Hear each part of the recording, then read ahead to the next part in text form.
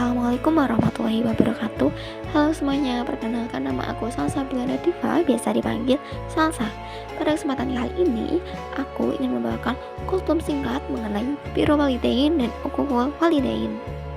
Alhamdulillahirrahmanirrahim. Wassalatu wassalamu ala asrofil anbiya'i wal mursalin wa ala alihi washabihi ajmain, amma ba'du.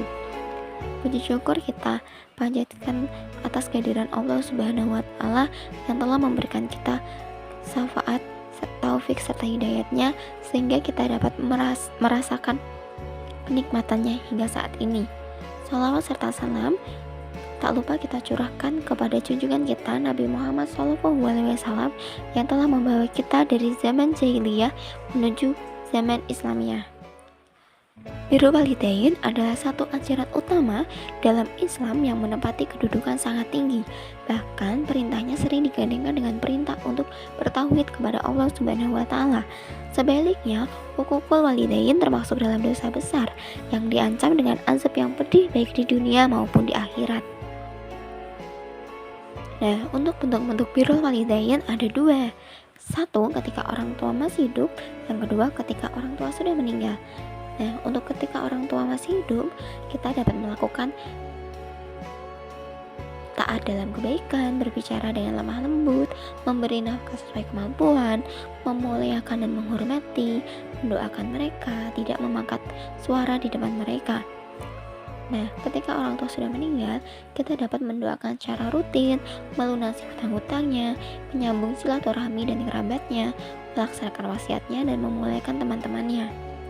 Pada Quran surat Luqman ayat 14 yang berbunyi Bismillahirrahmanirrahim, wa wasainal insana biwalidayhi hamaltu ummuhu wahnan ala wahni wa fisaluhu bi amaini anishkurli biwalidayhi ilayal masir, yang artinya, dan kami perintahkan kepada manusia agar berbuat baik kepada kedua orang tuanya. Ibunya telah mengandung dalam keadaan lemah yang bertambah-tambah dan menyapinya dalam usia 2 tahun. Bersyukur kepadaku dan kepada kedua orang tuamu, hanya kepada aku kembalimu. Jadi dalam ayat Al-Quran ini mengingatkan manusia akan jerih payah seorang ibu yang mengandung dengan susah payah, yang menjadi alasan fundamental mengapa bakti kepada mereka wajib. Dan perintah bersyukur kepada Allah digabung dengan perintah bersyukur kepada orang tua. Ini menunjukkan bahwa birrul walidain adalah bagian dari syukur kepada Allah Subhanahu wa Ta'ala. Kalimat ilayal masir pada ayat tersebut yang artinya hanya kepadaku kembalimu menjadi pengingat bahwa semua amal termasuk birrul walidain akan dipertanggungjawabkan di akhirat. Nah, selanjutnya kita masuk nih ke materi kedua, yaitu uququl walidain. Nah, sebelumnya uququl walidain itu adalah durhaka kepada orang tua. Menurut para ulama, uququl walidain tidak hanya memukul atau mengusir orang tua, bentuknya lebih luas.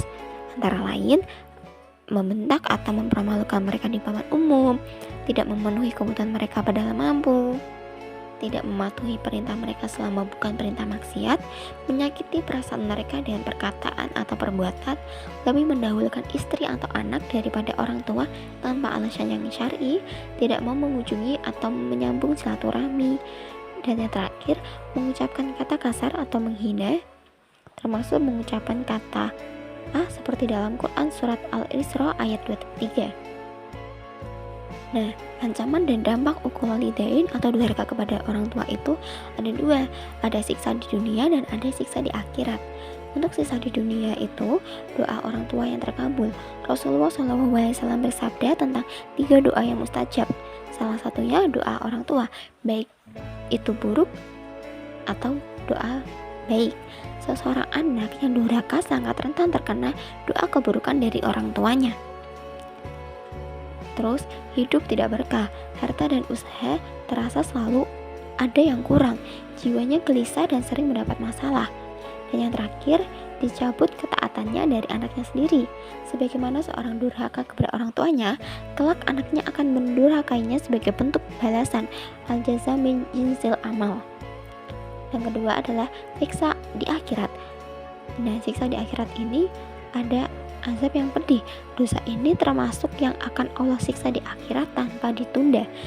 Anda terhalang masuk surga, sebagaimana hadis yang menyatakan celaka orang yang tidak masuk surga karena tidak berbakti saat orang tuanya masih hidup. Dan yang terakhir, amal kebaikan lainnya bisa tertolak. Dosa durhaka dapat merusak pahala amal soleh lainnya. Nah, solusi dan taubat dari uququl walidain adalah jika seseorang telah terlanjur durhaka, dia harus segera bertaubat. 1. Bertaubat nasuha atau menyesali perbuatan dosa tersebut dan bertekad kuat untuk tidak mengulanginya. Yang kedua, meminta maaf langsung. Jika orang tua masih hidup, segera meminta maaf dan berbuat baik kepada mereka. Dan memperbanyak perbuatan baik, mengganti semua kesalahan dengan kebaikan yang berlipat ganda. Tapi jika orang tua sudah meninggal, berbanyak doa, mohon ampun untuk mereka. Bersedekah dengan niat pahala disampaikan kepada orang tua. Terus bayar utang, jika orang tua memiliki utang, silakan dilunasi, menjalin silaturahmi dan menunaikan wasiatnya. Nah, kesimpulannya, uququl walidain adalah dosa besar yang dampaknya sangat luas dan berbahaya. Sebaliknya, birrul walidain atau berbakti kepada orang tua adalah amalan yang paling utama dan menjadi jalan menuju surga. Nah, kesimpulan dari materi tersebut adalah birrul walidain adalah kewajiban utama yang paling sangat besar dan menjadi sebab masuknya seseorang ke dalam surga. Ia adalah bentuk syukur kepada Allah dan realisasi dari akhlak mulia. Sedangkan uququl walidain adalah dosa besar yang ancamannya sangat berat, setingkat di bawah syirik dan dapat mendatangkan bencana dalam kehidupan seorang anak. Bakti kepada orang tua harus dilakukan sepanjang hayat, terlebih ketika mereka telah berlanjut usia dengan penuh kesabaran, kelembutan, dan penghormatan. Perkataan kepada orang tua bersifat mutlak selama tidak memerintahkan untuk bermaksiat kepada Allah. Jika mereka memerintahkan kemaksiatan, seseorang anak wajib menolaknya dengan cara yang baik dan berbuatan baik kepada mereka dalam hal-hal lainnya. Sekian kultum yang dapat saya sampaikan, kurang lebihnya mohon maaf. Billahi taufiq wal hidayah. Wassalamualaikum warahmatullahi wabarakatuh.